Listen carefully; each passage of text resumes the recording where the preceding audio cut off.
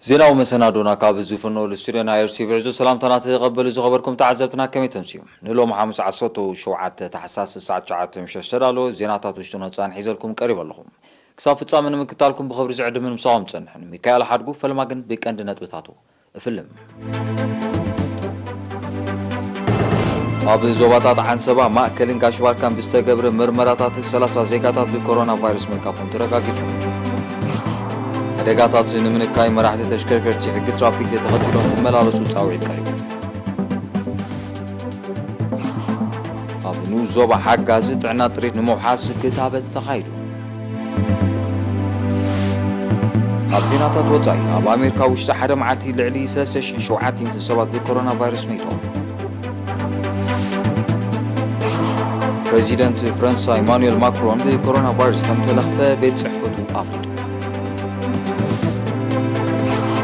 ኣብ ፊጂ ብሰንኪ ሓደጋ ህቦብላው ማዕበል ህጹጽ ናይ ሓደጋ እዋን ድንጋጌ ታው ዝርዝር ዜና ፈለማ ሓበሬታ ካብ ምንሽጢ ጥዕና ኣብ ዞባታት ማእከልን ጋሽ ባርካን ዓንሰባን ኣብ ዝርከብ መውሸቢ ማእከላት ከምኡውን ወጻኢ ክገሹ መደብ ንዝነበሮም ትማል 17 ታሕሳስ ይቕሬታ ሎሚ 17 ታሕሳስ ብዝተገብሩ ናይ ላቦራቶሪ ምርመራታት 30 ዜጋታት ብኮሮና ቫይረስ ምልካፎም ተረጋጊጹ ዞም ዜጋታት 17 ካብ ዞባ ማእከል 12 ካብ ዞባ ጋሽ ባርካ ሓደ ድማ ካብ ዞባ ዓንሰባ እቶም ኣብ ዞባታት ማእከል ጋሽ ባርካን ዓንሰባን ምልካፎም በቲ ቫይረስ ተረጋገጸ ዜጋታት 11 ካብ መውሸቢ ማእከል ኣዲባራ ሓደ ካብ መውሸቢ ማእከል ጎልጅ ሓደ ካብ መውሸቢ ማእከል ከረን 8 ድማ ካብ መውሸቢ ማእከላት ኣስመራ 15 ካብኣቶም ኣብ ዝሓለፈ ቀረባ ሳምንቲ ካብ ሱዳንን ኢትዮጵያን ዝተመርሱ እቶም ዝተረፉ 6 ናይ ወጻኢ ታሪኽ መገሻ ከም ዘይብሎም ተፈሊጡሎም እቶም ወጻኢ ክገሹ መደብ ዝነበሮም ድማ 3 ካብ ኣስመራ ሓንቲ ካብ ፎሮ ሓደ ካብ ባጽ ሓደ ካብ ሓጋዝ ሓንቲ ካብ ሓመል ማሎ ሓደ ካብ ዓዲ ገብሩ ሓንቲ ካብ ሰግነይት እዮም እዚ ከምዚ ኢሉ ከሎ እቲ ቫይረስ ተረኺቦም ኣብ ሆስፒታላት ዞባታት ጋሽ ባርካን ዶባው ቅሒ ባሕርን ተዓቂቦም ሕክምናዊ ክንክን ክግበረሎም ዝጸንሑ 8 ዜጋታት 7 ካብ ጋሽ ባርካ ሓደ ድማ ካብ ዶባው ቅሒ ባሕሪ حاويهم ننا بيتهم تفاني مالو بز مسيرة أبيرترا طغللا قصري بكورونا فيروس زتولغفو زيكاتات كساب لومي 740 حدن بتصيح له 570 كلتن كابزيون بسجروا لهم حكمنا وكن حاويهم زتفانو كخونن كلو 269 دما جنا أب هوسبيتالات عقبهم يركبون منيسر طعنا 17 تحساس كلتشان عشران نابي كالزينا مسنسجم حركات سعبيناتو نمنكاي مراحت تشكركرتي حق ترافيك تخطيلهم كملالسو تصاوعيت قريبهم وكيل رينا ناجر بي نزدالو تصبصاب ازي برهانه كتوربع حركات تشكركرتي بمكتئب هوات النبرات زورد قدات نمنكاي مراحت تشكركرتي نقحتهم بمبرخ حق ترافيك تخطيلهم كملالسو ازاز بوليس ترافيك زوبا ماكل تصوعو ليتنان كولونيل تادس برهانه مس إيرينا بزكايدو على محدث نقحت مبرخ تمسرتاو مخانو نتبسنك شلالت نزعب حركات نمنكاي جنا حقتا ترافيك مخبار زاد لتنقاقات مقبارن عقداسنة اللوع الكم زخانة قليتو كل جزء تتقملو نبرد وي تتقملو تشكركاري بقبو حق أخبيركا بحق تمازيزكا تقملو انتخيلكا من قصاصكا كله وحسن دحنهتو زحلون انت وينو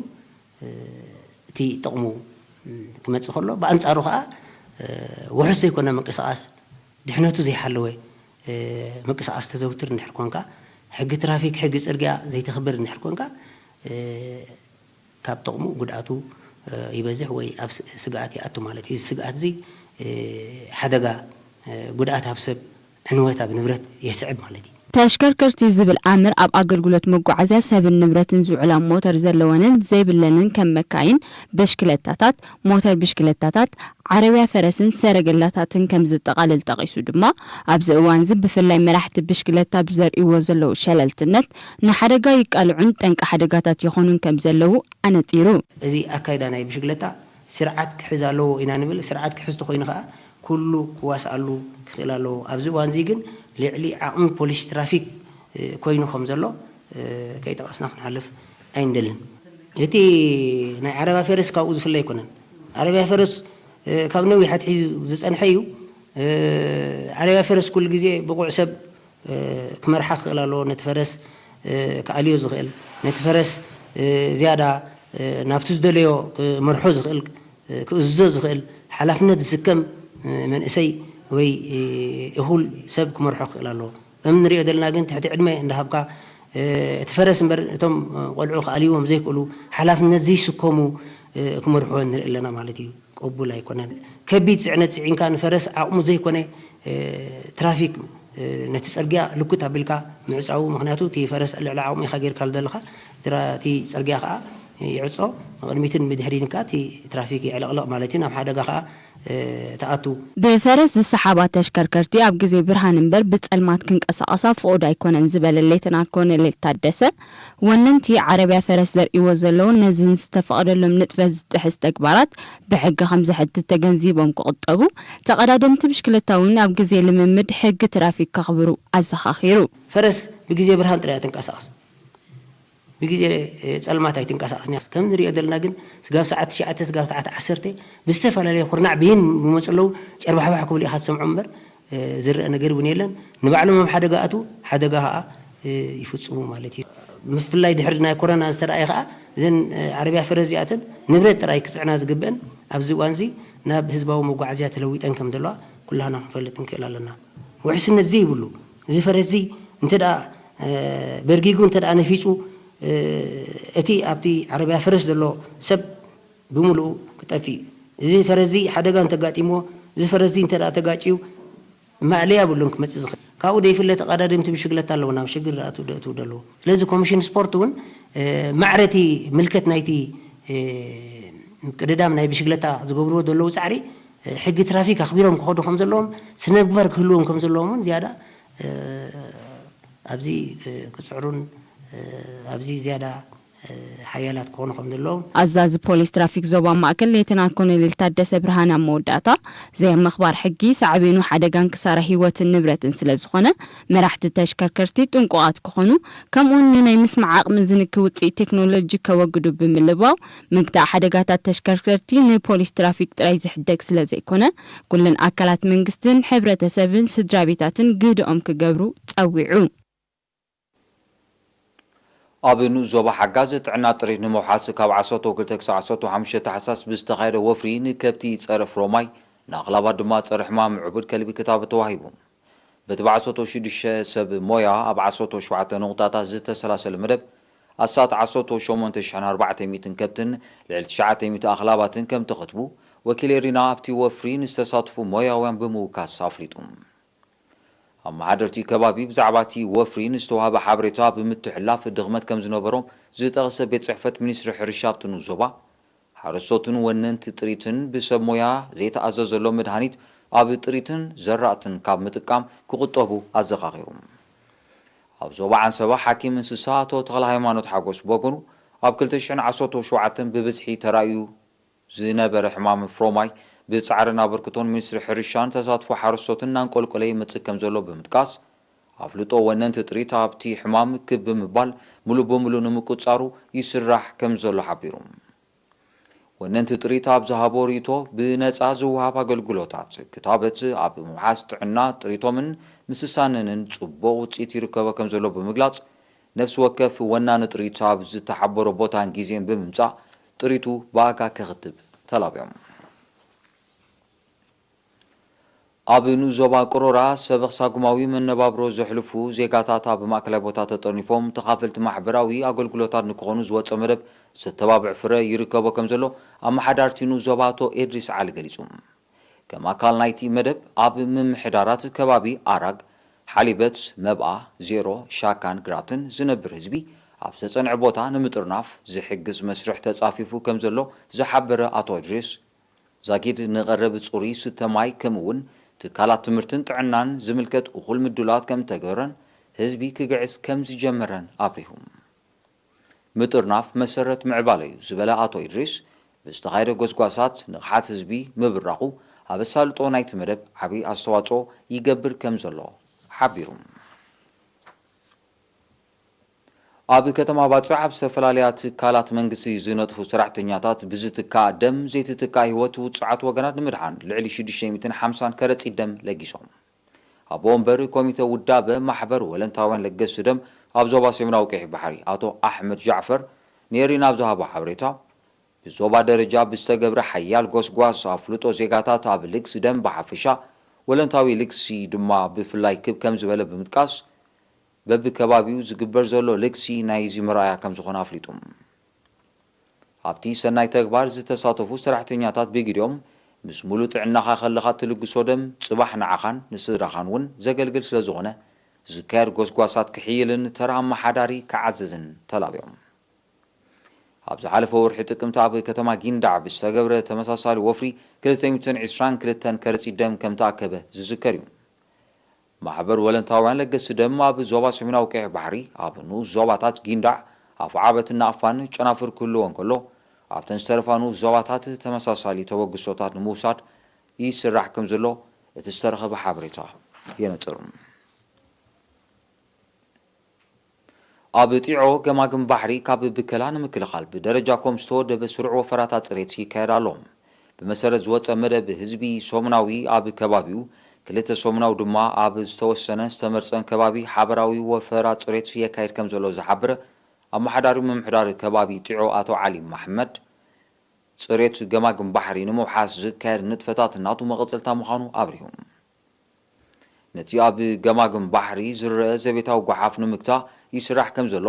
ኣቶ ዓሊ ብተወሳኺ ኣፍሊጡ ነበርቲ ብወገኖም ኣብ ገማግም ባሕሪ ዘካይድዎ ወፈራ ጽሬት ነባሪ ፍታሕ ከምጽእ ምእንቲ ናይ ጓሓፍ መኪና ክትምደብን መጓሓፊ ኣጋነ ክቕረብን ተላብዮም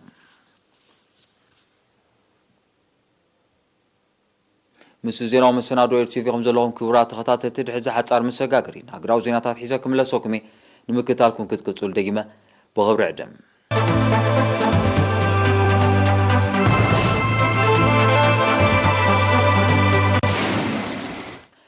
كما يتنعكم كيروات عزبتي زيناتات ناغتسليو زينا وطاي ኣብ ኣሜሪካ ብውሽጢ ዝሓለፈ 24 ሰዓታት ልዕሊ 3700 ብኮሮና ቫይረስ ከም ዝሞቱ እዚ ድማ ኣብ ዝሓለፈ 6 ወርሒ ኣብታ ሃገር ኣብ ሓደ መዓልቲ ካብ ዝተመዝገበ መጠን ሞት እቲ ዝለዓለ ምዃኑ ተገሊጹ እዚ ኣሃዚ ኣብታ ሃገር ብኮሮና ቫይረስ ንናይ ዝሞቱ ሰባት ቁጽሪ ናብ ልዕሊ 314,000 ኣዕሪጉ ኣሎ በቲ ቫይረስ ተለኽፉ እውን ልዕሊ 17 ሚልዮን ከም ዝበጽሑ ዝገለጹ ጸብጻባት እዚ ድማ ብገምጋም 500 ካብ ጠቕላላ ብዝሒ ህዝቢ ኣሜሪካ ከም ዝሽፍን ይረዱ እዚ ከምዚ ኢሉ እንከሎ ሰመዚ ኣሜሪካ ኣብ ቀረባ መዓልታት ኣስታት 2.9 ሚልዮን ክታብ ፀረ ኮሮና ቫይረስ ንምሃብ ይስራሕ ከም ዘሎ ኣፍሊጦም ኣሜሪካ ብኩባንያታት መፍረ መድሃኒት ፋይዘርን ሞደርናን ንዝማዕበለ ክልተ ዓይነታት ክታበት ንህዝባዊ ኣገልግሎት ክዝርግሕ ፍቓድ ከም ዝሃበት ይዝከር بدرجة عالم تغلى قصري بكورونا فيروس زتلغفو لعلي 74.6 مليون نايزومتو دما لعلي 1.6 مليون بصحي كمزلو صبصابات عنا يحبرو بريزيدنت فرنسا ايمانويل ماكرون بكورونا فيروس كم تلغفه بيت صحفته افريتو بريزيدنت ماكرون زمتي شوعته معلتاتا والشباب دحر مصنع حكمناوي كتتل كغبرلو مخانو تبيت صحفت بتوساخي غليصلو يغون بر بريزيدنت ماكرون بمانزا نتفتاتو كسلاسل مخانو تفليتو إذا كم زيلون كله أبز حلفة أربع محلات مس بريزيدنت إيمانويل ماكرون طبق ركب زتصنعهم قدام مستر فرنسا زركبهم حيالو سبمزي فرنسا توشيبهم كم زلو تحبيرهم بريزيدنت دونالد ترامب قدام مستر بوريس جونسون زركبهم حيالو مرحة هاجرات أقدمهم بكورونا فيروس كم تلخفو صبصابات يتوصلون ኣብ ደሴታዊት ሃገር ፊጂ ተኸሲቱ ብዘሎ ሓደጋ ቦብላዊ ማዕበል መንግስቲ ሃገር ሎማ 17 ታሕሳስ ህጹጽ ናይ ሓደጋ እዋን ድንጋገ ኣውጁ እቲ መንግስቲ መላእ ህዝቢ ሃገር ህይወቱ ንምድሓን ናብ ውሕስ ከባቢታት ክግዕዝ ብምእዛዝ ኣባላት ስርሒት ምድሓን ህይወት ኣብ ተጠንቀቕ ክጸንሑ ጸዊዑ ኣለዎም በቲ ያሳ ዝተሰመየ ማዕበል ባሕሪ ዛጊዳ ብህይወት ሰብ ዝወረደ ክሳራ እኳ እንተዘየለ ንዋታዊ ዕንወት ይስዕብ ከም ዘሎ እዩ ዝሕበር እቲ ሓደጋ ነዚ ሳልስ እዚ ብዝሓይለ መልክዑ ክቕጽል ከም ዝኽእል ኪላታት ሜትሮሎጂ ኣሚቶም ኣለዉ ቦብላዊ ማዕበል ያሳ ብዛዓመት እዚ ኣብ ፊጂን ከባቢያን ካብ ዘጋጠሙ ተመሳሰልቲ ሓደጋታት ዝሓየለ ምዃኑ ጸብጻባት ይጠቕሱ። ጉጅለ ጣሊባን ብዛዕባ ኩነታት ኣፍጋኒስታን ምስ ሰመዚ ፓኪስታን ዝዝት ላዕለዋይ ልኡኽ ናብ ኢስላማባድ ሰዲዱ። እቲ ልኡኽ መቐጸልታ ናይቲ ኣስታት 10 ዓመታት ተቐፂሩ ንዘሎ ቅልውላው ኣፍጋኒስታን ብዘተ ንምፍታሕ ዝካየድ ዘሎ ዲፕሎማስያዊ ጻዕሪ ምዃኑ እዩ ዝግለጽ ዘሎ።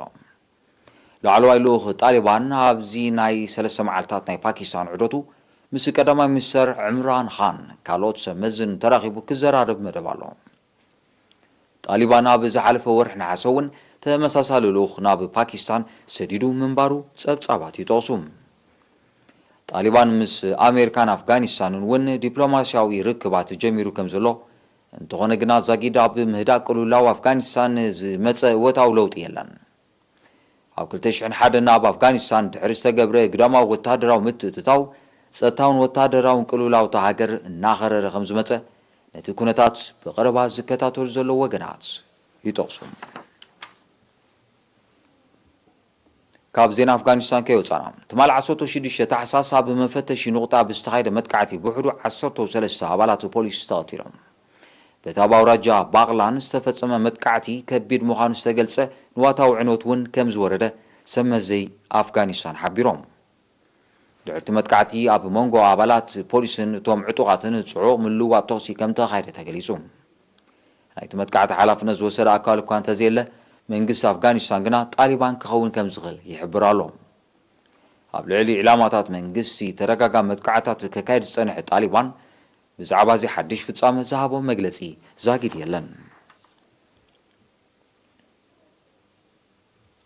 ኣሜሪካ ብጉዳይ ሸመተ ጸረ ሚሳይል ሩስያ ብልዕሊ ቱርኪ ዘጽደቐቶ እገዳ ንኢንዱስትሪ ምክልኻል ሃገሩ መሊሱ ከም ዘሐይሎ ፕረዚደንት ረሲብ ጣይብ ኤርዶጋን ገሊጹ። እቲ ስጉምቲ ዲፕሎማስያዊ ዝምድና ክልቴን ሃገራት መሊሱ ከሻሕክር እንተዘይኮይኑ ንቱርኪ ኣጽዋር ካብ ምሽማት ከዓክታ ከም ዘይክል ፕረዚደንት ኤርዶጋን ብ16 ታሕሳስ ኣብ ዝሃቦ መግለጺ ኣረድዩ። ኣሜሪካ ብጉዳይ ሸመተ ኤስ-400 ዝተሰመየ ዝተራቐቐ ጸረ ሚሳይል ሩስያ ብ14 ታሕሳስ ኣብ ልዕሊ ቱርኪ ሓድሽ እገዳ ከም ዝወሰነት ይፍለጥ። ቀዳማይ ገጽቲ ኣጽዋር ኣብ 2019 ዝተረከበት ቱርኪ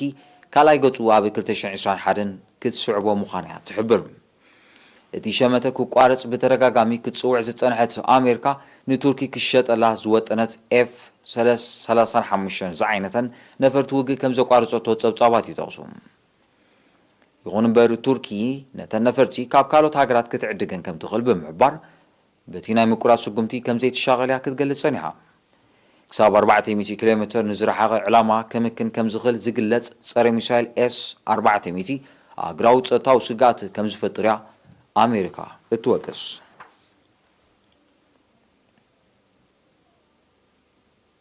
ኣብ ኒውክለሳዊ ስምዒ ኢራን ዝኸተማ ሃገራት ማል 16 ታሕሳስ ብጉዳይ እቲ ስምዒ ብማንዛ ከም ተዘራረባ ተገሊጹ።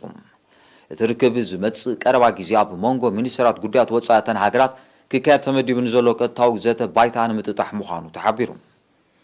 እዚ ሓድሽ ርክብ ነቲ ኣብ 2015 ዝተኸተመ ግንካ ተግባራውነቱ ኣብ ምልክት ሕቶ ኣትዩ ዘሎ ስምዕ ንምውሓስ ክሕግዝ ምዃኑ እየን ተሳተፍቲ ሃገራት ዝገልጻ ዘለዋ።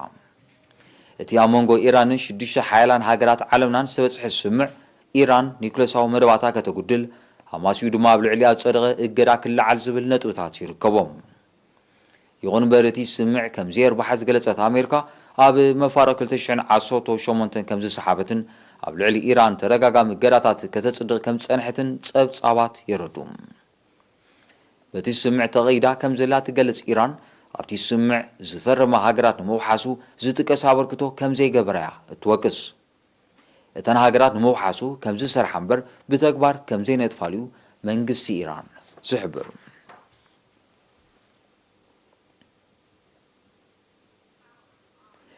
ቅምሶ ትሕዝቶ ኣእማን ካብ ወርሒ ንምምጻእ ዝተላከት መንኮርኮር ጠፈር ቻይና ተልእኻ ብዓወት ዛዚማ ሎሚ 17 ታሕሳስ ተመሊሳ። በዚ ድማ ቻይና ንኣሜሪካን ሶቪየት ሕብረትን ተኸቲላ ካብ ወርሒ ቅምሶ ትሕዝቶ ኣእማን ከተምጽእ ዝኻለት ሳልሰይቲ ሃገር ክትከውን በቒዓ ኣላ። እዚ ሓድሽ ጠፈራዊ ተልእኾ ቻይና ኣብቲ ዓውዲ ተሪኦ ዘላ እወታዊ ገስጋስ ዘንጸባርቕ ምዃኑ ሰመዚ ማእከል ምርምር ጠፈርቲ ሃገር ይሕብሩ። ብዘይካዚ እቲ ቅምሶ ቻይና ኣብ 2030 ሰብ ዘሳፈረት መንኮርኮር ናብ ወርሒ ንምልኣኽ ወጢናቶን ዘላ መደብ ንቕድሚት ዝደፍእ ምዃኑ ይግለጽ። ኣብዚ መጽእ 30 ዓመታት ንጠፈራዊ ምርምር ክትዕብልሎ ከም ትኽእል እትገልጽ ቻይና ኣብ 2022 ናይ ገዛ ርእሳ መደበር ጠፈር ክድኩን መደብ ከም ዘለዋ ይፍለጥ። መወዳእታ ዜና ጃምላ ሃገራዊ እቶት ኣርጀንቲና ብሰንኪ ለበዳ ኮሮና ቫይረስ ኣብ ሳልሳይ ረብዒ ዓመት ናይ 2020 ምስ ተመሳሳሊ ግዜ ናይ 2019 ክነጻጸር እንከሎ ብልዕሊ 10 ሚእታዊት ከም ዘንቆልቆለ ስታትስቲካዊ ጸብጻብቲ ሃገር ሓቢሮም። መንግስቲ ኣርጀንቲና ብሰንኪ ለበዳ ንዝሰዓበ ማሕበር ቁጠባዊ ቅልውላውን ንምቅላል ዘገምታዊ ምፉኻስ ገዳታት ይገብር እኳ እንተሎ እቲ ቁጠባ ግና ክበራበር ከም ዘይከኣለ እቶም ጸብጻባት ብተወሳኺ ይገልጹ። እዚ ከምዚ ኢሉ እንከሎ መልከብቲ ለበዳ ኮሮና ቫይረስ መሊሱ ይንህር በምህላው እቲ ማሕበር ቁጠባዊ ጸገማት መሊሱ ክገድድ ከም ዝኽእል ክኢላታት ይእምቱ። ኣብ ኣርጀንቲና ብኮሮና ቫይረስ ልዕሊ 1.5 ሚልዮን ሰባት ክልከፉ እንከለዉ ልዕሊ 41,000 ካመይቶም።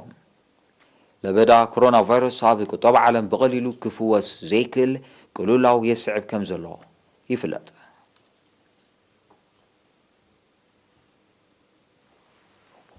ክቡራት ተዓዘብቲ ነሳዕ ዝተዳለወ ዜናዊ መሰናዶ ኣብዚ ፍጸም ስለምትታልኩም ኣዝየ ዘመስግን ዝተረፉ መርባት ኤርቲቪ ሓድጉኩም ቦገነይ ሰላም